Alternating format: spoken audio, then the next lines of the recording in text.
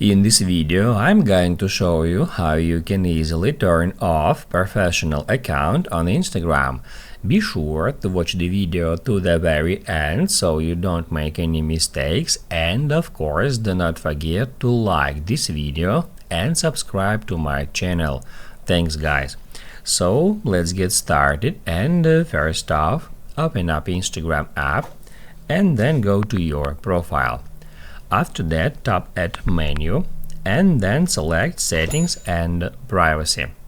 After that, right here you can easily find creator tools and controls, and then towards the bottom of the screen you can find the switch account type. If we tap on it, it will show us two different options: switch to personal account or switch to business account.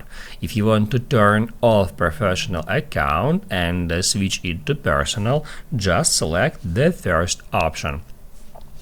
And after a couple of seconds your account will be switched to a personal account.